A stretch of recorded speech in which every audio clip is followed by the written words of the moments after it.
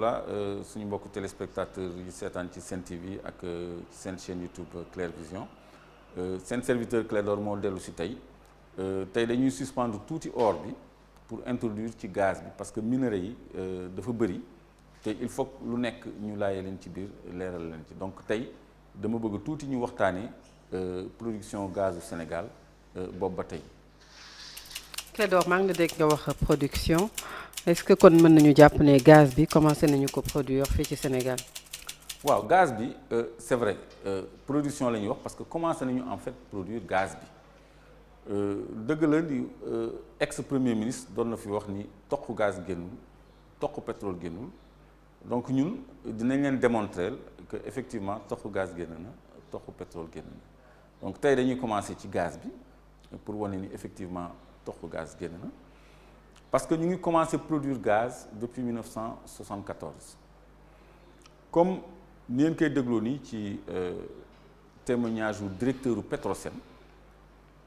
moom nangu na ni depuis 74 la ñu commencé produire gaz kon loolu waxu directeur Petrosen la. Il y a eu quelques découvertes en offshore profond, en offshore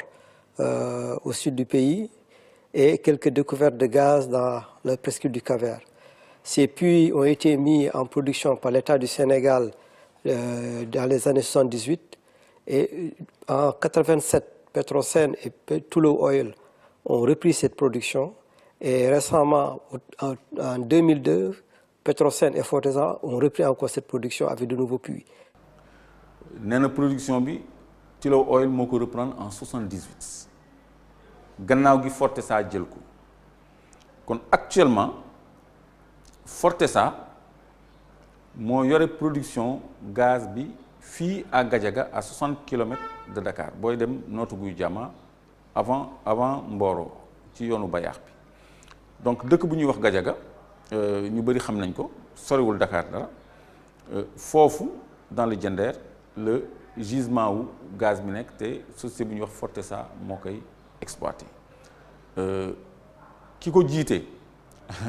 xaritu nguur gi la xaritu Macky Sall la Pierre Marouane Hamé depuis 2001 la am concession bi la am permis d'exploitation te boobu ba léegi ñoom ñu ngi produire 300 000 mètres cubes de gaz waxuma par an waxuma par mois mais par jour chaque jour comme ni ko document bii di attesté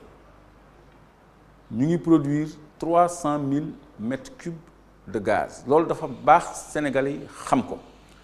te gaz boobu c'est la meilleure qualité de gaz parce que méthane la dafa am beneen gaz bu ñuy wax butane mooy yi ñuy toggee ci kër yi te mu am xet tuuti ak propane yi nekk ci briquet bi mais méthane mooy qualité gaz bi gën ci monde bi moom la ñuy produire foofu Gadiaga donc actuellement ils ont foré plus de 7 puits te seen premier puits rek ñoo doon produire 300 000 mètres cubes jour te foré nañu ay puits yu bees kon ñu ngi nekk en pleine phase de production de gaz depuis 74 mais dafay yéeme Sénégalais yi ñu wax leen ñu ngi produire gaz ñu gëm ko donc firnde yi mu ngi nii parce que demal nañ leen ba ci puits yi pour won leen ko ngeen gis ko seen bët parce que fi mu nekk nii wax ji dafa doyatul parce que nguur gi am na sañ-sañu taxaw jàkkaarloog askanam ni toq gaz génnul kon production baa ngi nii Gadiaga la fii ñun ñoo leen fa demal indil leen ko parce que weer di gis bokk ci léegi ñu tegal leen à côté aussi statistique gu état bi ci volume de production gaz parce que ñoom nee nañu 2014 produit nañu 40 millions de mètres cubes de gaz te loolu déclaration la rek mais booy xool 300 000 mètres cubes jour boo ko xaymaa ci année bi day ëpp 40 millions de mètres cubes mais même bu ñu leen ko nangulee sax ça veut dire que ñoom reconnaître nañu ci seen ay documents officiels que ñu ngi produire 40 millions de mètres cubes de gaz. naka la ñu mën a amee gaz comme ni nga ko waxee di ko produire te ñun sénégalais yi sentiruñu ko profité wuñu ci. waaw c'est-à-dire gaz boobu méthane la maanaam gaz bu baax la ñun duñ ko jëriñoo mais doxandéem yi nekk biir Sénégal ñoo ci am priorité ci Sénégal parce que Sococim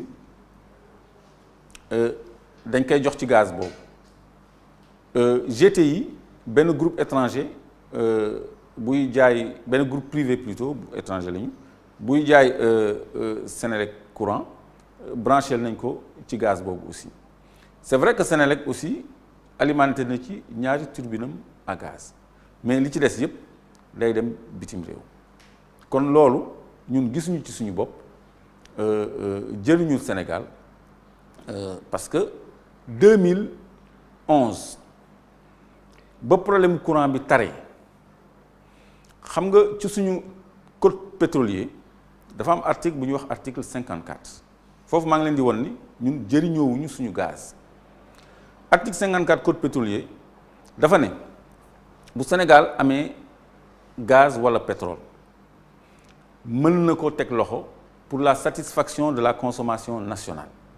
maanaam li réew mi soxla dañ ko koy jox ba pare kii exploité doogu yóbbu li des bitim réew te bu demee noonu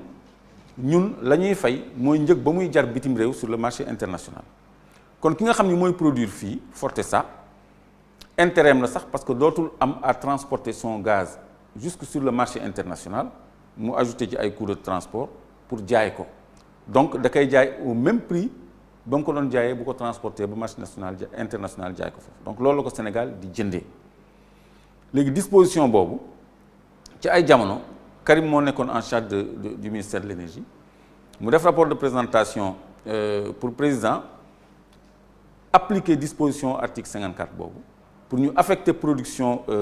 gaz bi à la Sénélec essentiellement Abdoulaye Wade jël décret baa ngi nii ñu affecté production bi effectivement à Sénélec parce que jamono yooyu coupure courant yu tar yooyu def naa ba léegi kenn fàttewu ko te loolu bokk na ci lu bëri ci li daaneel nguur googu mais malgré tout quelque temps après nguuru Abdoulaye Wade daanu parce que décret boobu justement waa Fortesa dañ ko attaqué en annulation devant la Cour suprême 2012 Macky falu Cour suprême daal di statuer par un arrêt numéro 20 rendu le 11 avril 2013 arrêt numéro 20 Cour suprême annulé décret boobu nga xam ni c'était en faveur de notre consommation lan la ko layalee daf ko layalee ni consommation nationale tekkiwul rek Sénélec parce que Sococim ca la bokk mu nekk problème bu rëy parce que bu fekkee ni Sococim bi nga xam ni benn tubaab moo ko moom la ñu jox priorité ci Sénélec bi nga xam ne ak jamono yooyu ni ñu amee woon problème courant Sénélec bi nga xam ni société nationale la nationale laa wax kon problème dikk na kon notre Cour suprême notre justice s'est prêtée pour défendre ay intérêts compagnie étrangère maanaam Fortesa xaritu Macky Sall basé à Houston fi Macky Sall am këram Pierre Marouane Hamé seen nit la kon kooku la ñu xàllal jox ko suñu gaz bi au détriment du Sénégal tey suñu loi article 54 dafa ne la consommation la production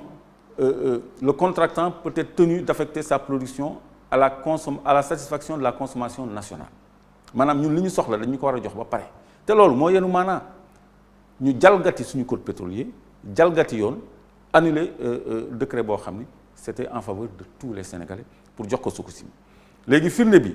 bu ma toogee ba 2016 ngeen gis ci rapportu ITIE ñu ni 2016 produit nañu 21 millions de mètres cubes de gaz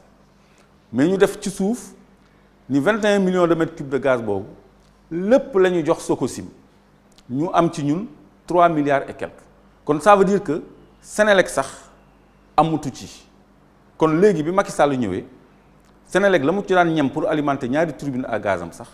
amatu ko parce que gis ngeen fii ni toute la consommation a été affectée à Sococim au détriment de Sénélec léegi nag boo gisee tey ñu dugg ci gaz bi c'est parce que ñun dañ leen demal sur le site ngeen gis puits yi ngeen xam ni du technologie bu sophistiquée bu jaaxal Sénégal pour ngeen gis ni Sénélec am na moyen gas ay forage u gaz comme tubaab yi ni ñu ko fi gasee fii comme Fortescue ni ñu ko fi gasee fii parce que ay sénégalais ñooy liggéey bi ay tubaab ñëw ñu def forage ay sénégalais ñoo fa nekk kon ñun war nañu mën a exploiter suñu ay propres champs gaziers alimenter Sénélec courant bi wàcc entreprise yi féex dëkk yu tàng yu mel ni ay Touba ay Tamba ay Kaolack ay Fouta ay partout mën a taal clim te duñu fay courant bu cher